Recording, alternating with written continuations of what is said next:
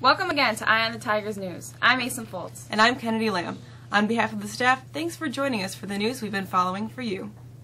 Sharply divided along the lines, the Supreme Court took up a politically charged new challenge to President Barack Obama's health overhaul Wednesday in a dispute over the tax subsidies that make insurance affordable for millions of Americans.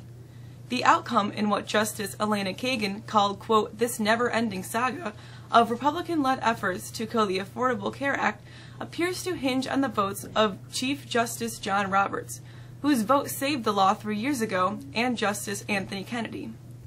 Roberts said almost nothing in Wednesday's 85 minutes of lively back and forth, and Kennedy, who voted to strike down the health law in 2012, asked questions of both sides that made it hard to tell how he might decide. Congress has passed legislation that will fund the Department of Homeland Security without touching President Barack Obama's immigration actions, bringing an end to a month-long battle that threatened to shut down an agency tasked with helping protect the U.S. against terrorist threats.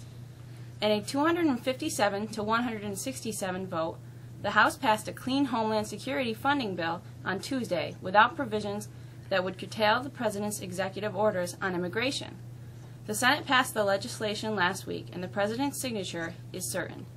Funding for Homeland Security, which is set to run out midnight on Friday, will now go through September 30th of this year. The vote is a blow to conservatives in the House who fought to use the spending measure as a way to force the President to roll back his orders, aimed at allowing millions of undocumented immigrants the chance to stay in the U.S. legally. Conservatives contend that the orders are unconstitutional, and all of the 167 no votes came from Republicans. The Justice Department won't prosecute a former Ferguson, Missouri police officer in the shooting death of an unarmed black 18-year-old, but in a scathing report released Wednesday, faulted the city and its law enforcement for racial bias and unconstitutional practices. Federal officials concluded that there was no evidence to disprove former officer Darren Wilson's testimony that he feared for his safety, nor were there reliable witness accounts to establish that Michael Brown had his hands up in surrender when he was shot. The questions, for all practical purposes, is no longer whether Johar Tsarnaev took part in the Boston Marathon bombing. It's whether he deserves to die for it. In a startling opening statement at the nation's biggest terrorism trial in nearly 20 years, Tsarnaev's own lawyer told a jury that the 21-year-old former college student committed the crime. But in a strategy aimed at saving Tsarnaev from a death sentence, he argued that he had fallen under the influence of his now-dead older brother, Tamerlan. New guidelines from the World Health Organization are enough to kill anyone sugar high. The UN Health Agency says that the world is eating too much sugar and people should slash their intake to just 6 to 12 teaspoons per day, an amount that can be exceeded with a single can of soda. So put down that donut, and while you're at it, skip the breakfast cereal, fruit juice, beer, and ketchup.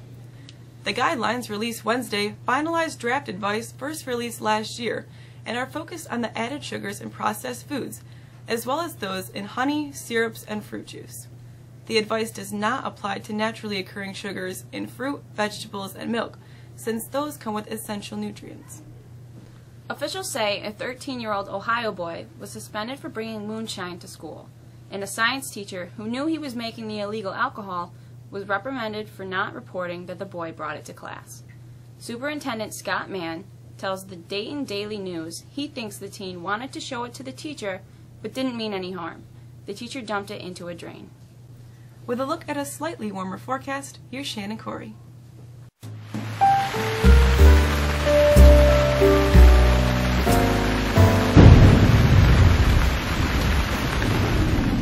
After a day where we were close to normal with our temperatures, we're headed the other way. Temps today will be more than 20 degrees cooler than normal. Highs won't get out of the teens Thursday and only creep into the 20s Friday before we see an upward trend beginning Saturday. We could see some lake-effect snow showers today, some brief peaks of sun Friday, and some snow showers beginning Saturday afternoon.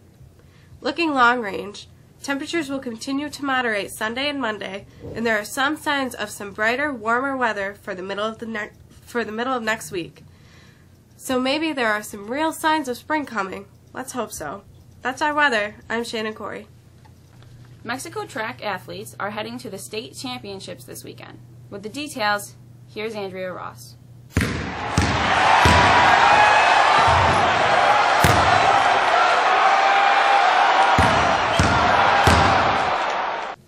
Three Mexico indoor track athletes are headed to Cornell University this weekend for the state championships.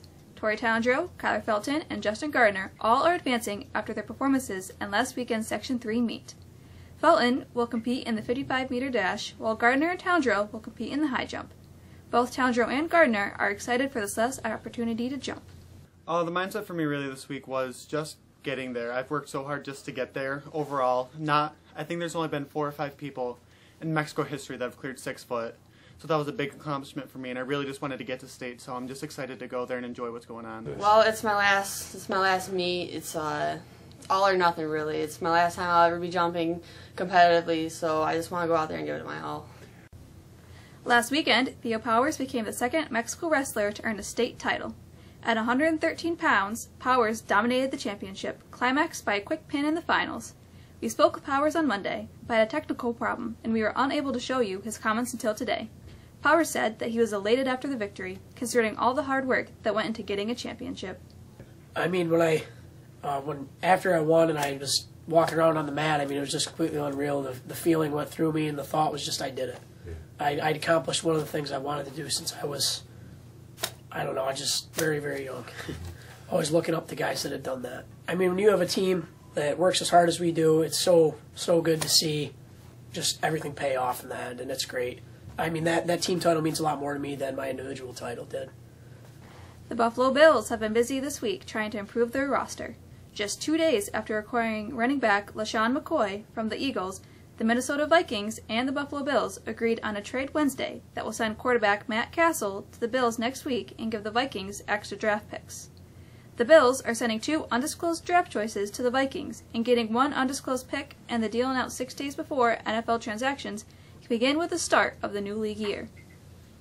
And finally, the SU Orange basketball team closes out its Rocky season this Saturday when it travels to North Carolina State. Of course, the Orange are not eligible for its conference tournament nor the NCAA tourney after its With a look at what's on the calendar, here's Abby Garrett.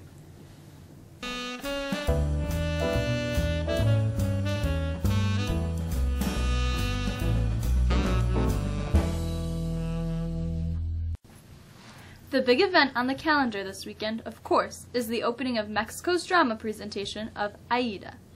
The curtain goes up tonight at 7, followed by performances on Friday and Saturday.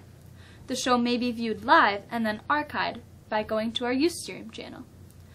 The link to that channel may be found on the district's website.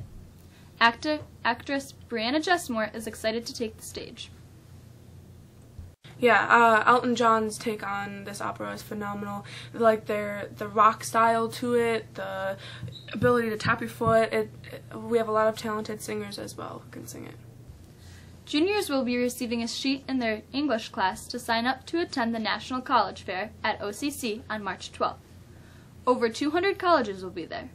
Students will take a bus from Mexico High School. You must have your permission slip filled out and turned into student services by Friday, March 6th. And finally, there's a chime change coming this weekend. We lose an hour. Well, sort of. Make sure you turn your clocks ahead an hour on Saturday as we return to standard time.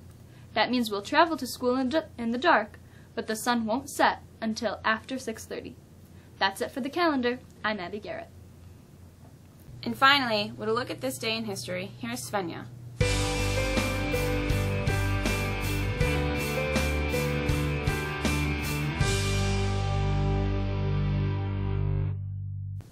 On this day in history, 1770, the Boston Massacre took place as British soldiers, taunted by a crowd of colonists, opened fire, killing 5 people.